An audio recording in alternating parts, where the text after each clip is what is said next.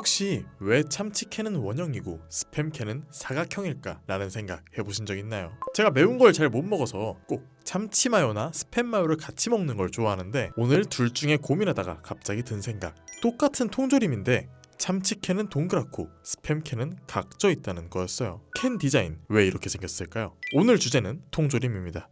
우리가 아는 캔의 일반적인 형태는 원통 모습입니다. 당장 편의점 가서 캔 콜라, 캔 맥주 등 가장 많은 모습을 하고 있는 게 원형이죠. 이렇듯이 캔은 원래부터 그 디자인이 동그라미였는데요. 1800년대 초 유럽은 전쟁의 시대였어요. 특히 나폴레옹 모르는 분들은 없으시죠? 당시 나폴레옹은 군대는 위장으로 행진한다 라는 말을 했을 정도로 군인들의 밥심을 중요시했는데요. 그런데 그 당시에는 냉장고도 없고 비닐 포장도 없었으니 몇 주 몇 달씩 떠나야 하는 전쟁에 갈 때마다 먹을 거리가 항상 문제였어요. 그래서 프랑스 정부는 음식을 오래 보관할 방법을 찾는 사람에게 상금을 주기로 내걸었죠.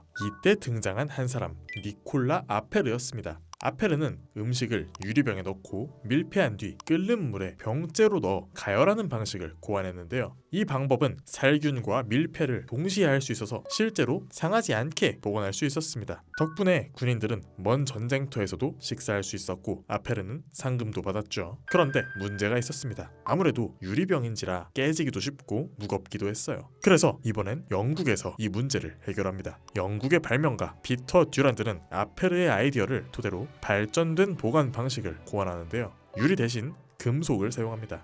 철판에 주석을 발라서 녹슬지 않게 했고 용기 모양으로 다듬었죠. 그렇게 탄생한 게 캔입니다. 사실 캔은 이때부터 원형이었는데요. 당시 금속 가공 기술이 부족했기 때문이에요.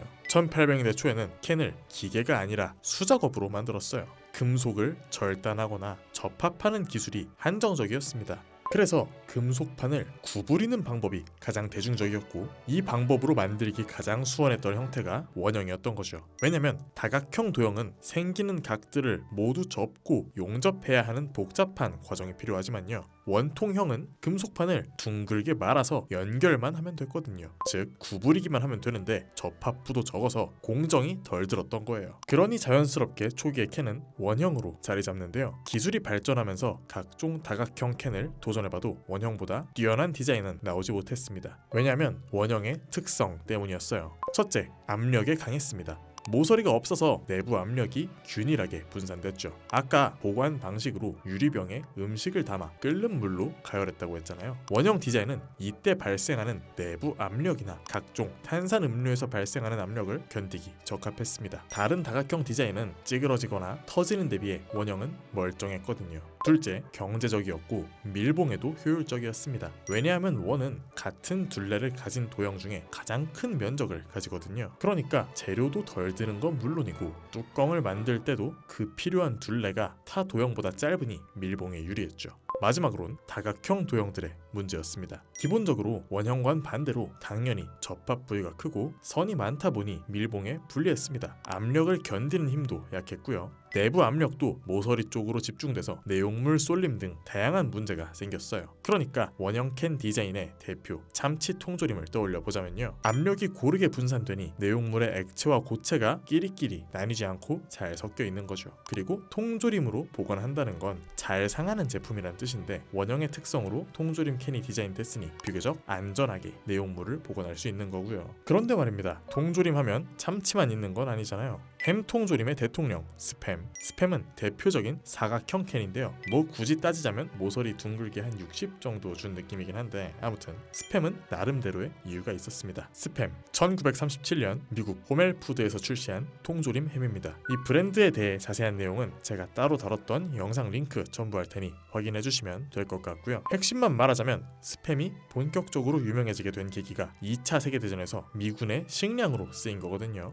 군용 보급품 전문으로 설계됐다고 봐도 무방해서 한정된 공간에 더 많은 식량을 적재하는 게 중요했습니다. 그리고 사각형은 면과 면이 완벽히 맞물려서 적재 시 틈새가 생기지 않기 때문에 공간 낭비가 없죠. 제가 수학을 잘 못하는데 이 동일한 면적의 평면에서 사각형은 100% 면적을 채우는 반면 원은 78.5%의 면적만 채운다고 해요. 아무튼 이렇게 전쟁 당시 적재를 위한 디자인으로 시작해서 지금까지 햄 통조림의 아이덴티티를 세운 거죠. 뭐 썰어 먹기에도 편했고요. 그리고 사각형 캔 디자인은 원통형 디자인보다 덩어리 고체인 햄을 빼는 데에도 유리합니다. 오히려 압력이 원형보다 잘 분산되는 특성 덕분에 스팸을 더 수월하게 뺄 수 있는 거예요. 이 특성을 이용한 팁을 드리자면 스팸을 뺄 때 압력이 최대한 분산되도록 양대각선 끝을 잡고 흔들면 더 잘 빠집니다.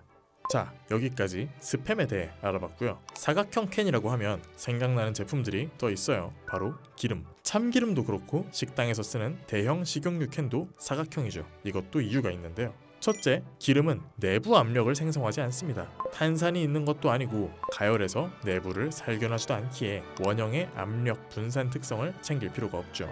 둘째, 기름의 점성 때문입니다. 기름은 물보다 점성이 높고 흔들림에도 쉽게 파동이 생기지 않는데요. 이런 특성 덕분에 자연적인 완충 작용이 생겨요. 그래서 내부 압력이나 외부의 불균형에도 무리가 없는 거죠. 마지막으로는 스팸과 같은 이유, 적재입니다. 기름은 대체로 대용량으로 생산하고 장기 보관됩니다. 많이 그리고 오래 공간을 차지해야 하니 적재에 용이한 디자인으로 설계되어야 했어요. 그런데 그 특성상 사각형에도 안정적이라고 하니 사각형 디자인을 쓰지 않을 이유가 없던 거죠. 오늘 준비한 내용은 여기까지입니다. 매일 보던 통조림 그리고 캔인데 형태에 대해 의문을 가졌던 적 있으셨나요? 사실 별거 아닌 것처럼 보여도요, 나름대로의 이유를 가지고 있었어요. 이번 기회에 새로운 시선으로 바라보는 기회가 되셨다면 좋겠습니다.